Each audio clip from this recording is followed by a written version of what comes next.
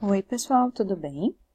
Então nós estamos gravando esse videozinho aqui para falar um pouco sobre o reconhecimento das células do sistema imune inato. Então nós estamos falando aqui de uma forma que é a mesma para a qual todas as células do sistema imune inato, e essa célula aqui vai estar representando então todas as células do sistema imune inato, são capazes de reconhecer tudo que for perigo para elas, começando esses perigos com os patógenos. Okay? Patógenos, micro-organismos, ou qualquer coisa disso que nós estivermos falando. Como então que essa ligação acontece? Como que esses patógenos são reconhecidos pelas células do sistema imunitario? Porque para que essas células desenvolvam respostas e matem os patógenos, elas precisam saber que isso é um patógeno e que isso não é uma célula própria do corpo. Né? Se isso fosse uma célula própria do corpo, ela estaria causando um dano se ela destruísse. Nós não queremos que isso aconteça. Então, não é isto aqui que vai acontecer. Ela precisa reconhecer aquele exato que está causando dano a ela. Tá? Então, como é que isso vai acontecer? Vamos lá.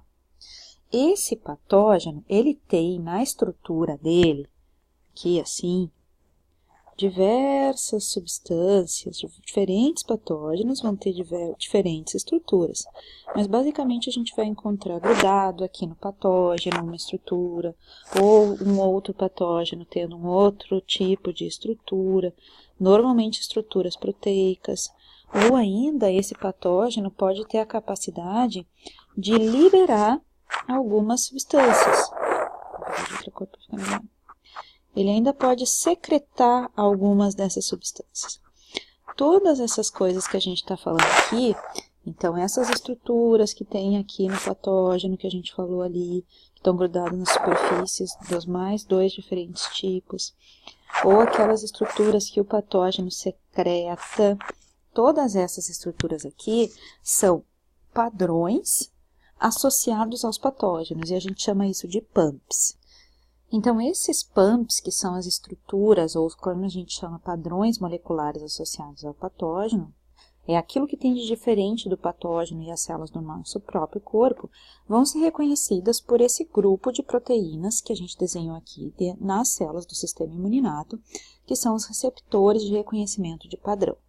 Então, na verdade, o que vai acontecer é que, por exemplo, essa estrutura aqui vai se ligar, vamos pegar a cor certa, desculpa, vai se ligar nesse receptor aqui, e é claro, não vem a estrutura toda sozinha, né? Não vamos ser loucos. Vem o patógeno junto.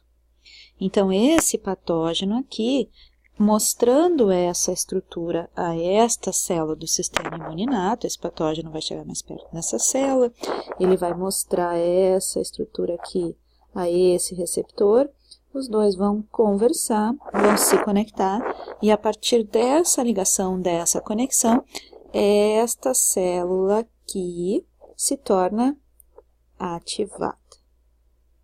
Tá? Só mais uma coisinha para a gente saber, quando a gente fala de micro-organismo, a maior parte desses receptores de reconhecimento de padrão são chamados de TLR, que isso é de um nome que a gente chama Toll-like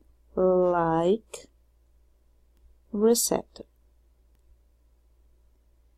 Existem uma série de TLRs disponíveis nas células do nosso sistema imune, e eles são numerados. Então, a gente vai ter lá TLR1, 2, 3, se eu não me engano, a gente está hoje no 12. Então, 12. Então, são 12 diferentes tipos de receptores de reconhecimento de padrão que vão reconhecer, obviamente, diferentes estruturas dos patógenos, senão não caberia ter um receptor que reconhecesse a mesma estrutura.